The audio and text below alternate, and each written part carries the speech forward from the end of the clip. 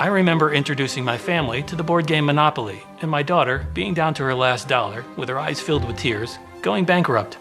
I was so worried that I had taught my children that money was used as a way to force others to lose, and that outcomes weren't determined by decisions we made, but by the consequences of bad luck. That's when I decided to invent a board game with real-life economic models. A game that demonstrated that the outcomes of good decision-making are often revealed over time. I wanted our board game night to be both fun and useful in life. Franklin's Fortune is all about personal energy output. Each turn is a decision about what's worth putting your energy into when a variety of opportunities are presented. Each player has their own journey to make and to find their combination of occupations to work and to discover for themselves the secrets of health, wealth, and wisdom. So let's get started. Let's begin with an overview. Franklin's Fortune is a deck building game. The fortune is made up of cards and sterling. Use the cards in your hand to acquire more cards from the table, called the common. Each draw of the cards from your personal deck works like a day in your life. Each day you wake up with refreshed energy and you determine what to do with it. You may work, exercise for more energy later, go to school, gain wisdom and experience. The game mechanics are artfully illustrated economic models that can come in handy in real life, like balancing education and experience, paying bills, and investing for the future. There are two primary resource cards used to acquire cards from the common: energy and persistence. They are spent during the turn and continuously cycle through your decks in hand. Sterling is the monetary resource used to acquire cards and pay expenses. The game ends when all the cards in the common are taken. To score well, players must balance health, wealth, and wisdom. And the scoring is very simple. Each card is worth 1 point, and each 10 sterling is worth 1 point. The player with the highest score wins. It takes just a few minutes to set up the common before play begins.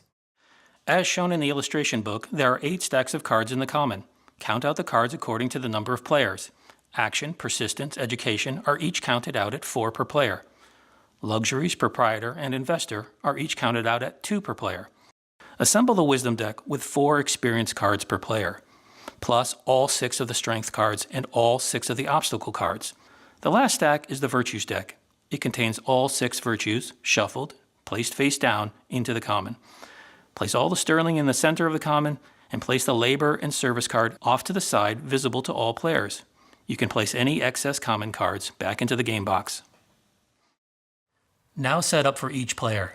Each player begins with a personal starting deck containing 10 cards, 7 motion cards, 2 idleness cards, and 1 necessities card. The player also begins with a tradesman as a way to earn sterling.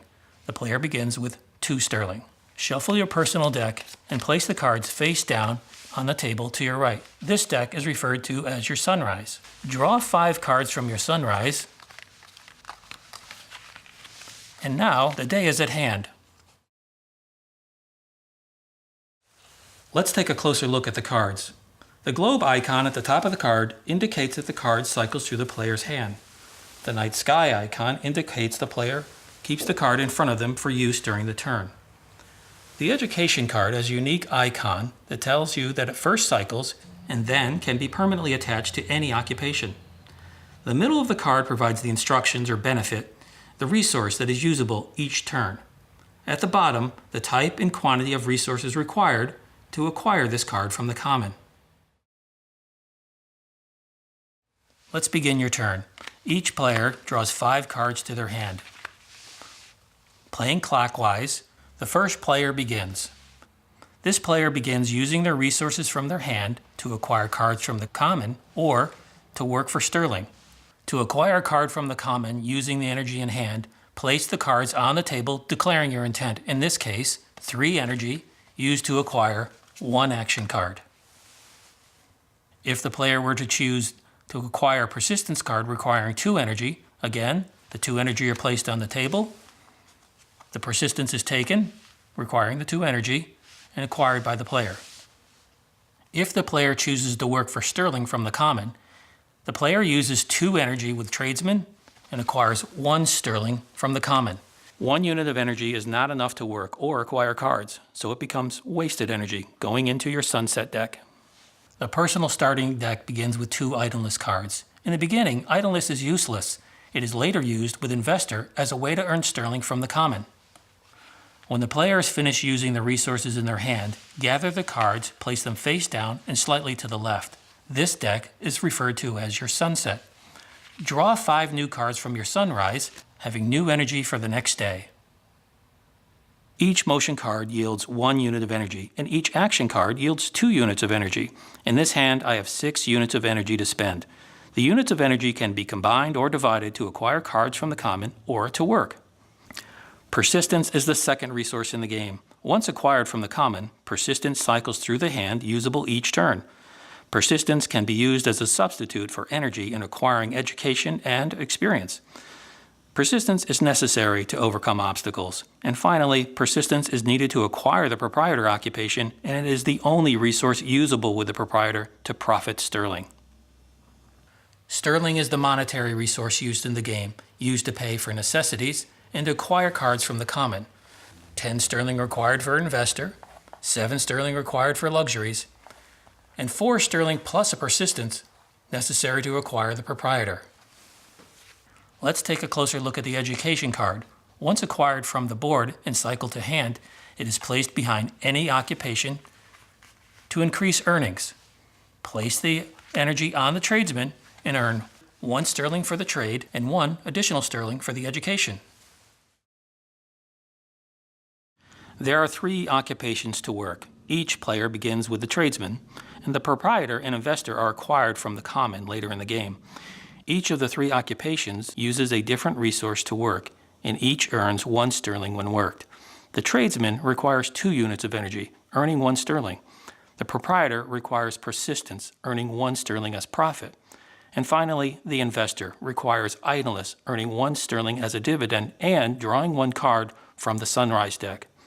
Earnings can be increased by using education and experience. Because each occupation can only be worked once in a turn, players can use the labor and service card as another way to earn sterling. A player can spend 2 units of energy and earn 1 sterling from the common.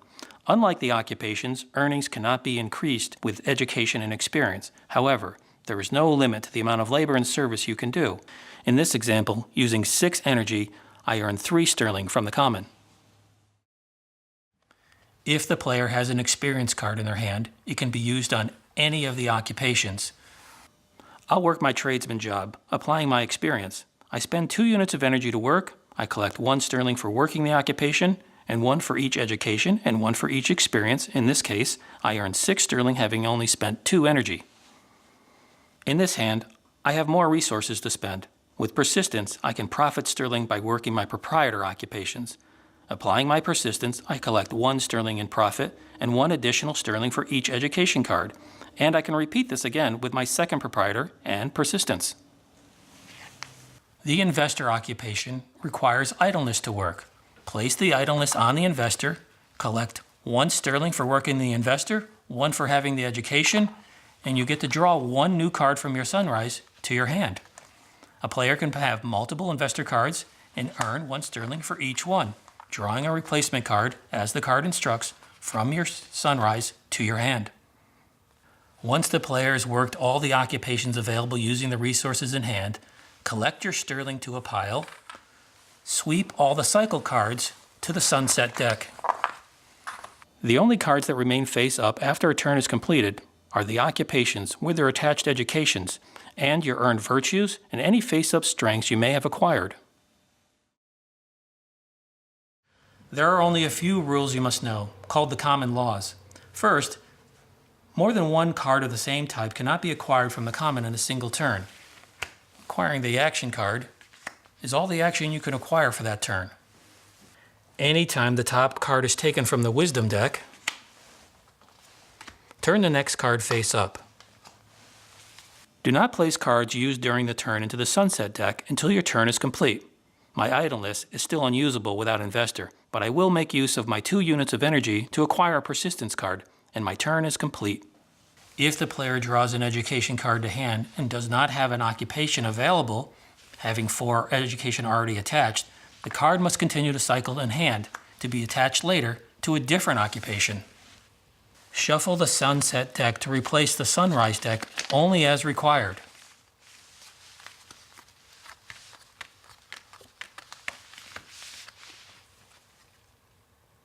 There are several rules of academia. First, once an education is attached to the chosen occupation, it stays there for the remainder of the game. 4 education is the maximum number of cards usable with any occupation card. And lastly, an education cannot be attached to an occupation that was acquired in the same turn. To overcome an obstacle on the wisdom deck, place the persistence on the board, remove the obstacle from play, earn your virtue, and reveal the next card in the wisdom deck. The game ends when all the cards from the common are taken, excluding the labor and service. At the end of the game, the players count all the cards in their possession. Each card is worth 1 point, and each 10 sterling is worth 1 point. The player with the highest score is the winner. If there is a tie, a winner is decided by the higher amount of sterling held, but not already counted into the points. Franklin's Fortune puts success in your own 2 hands.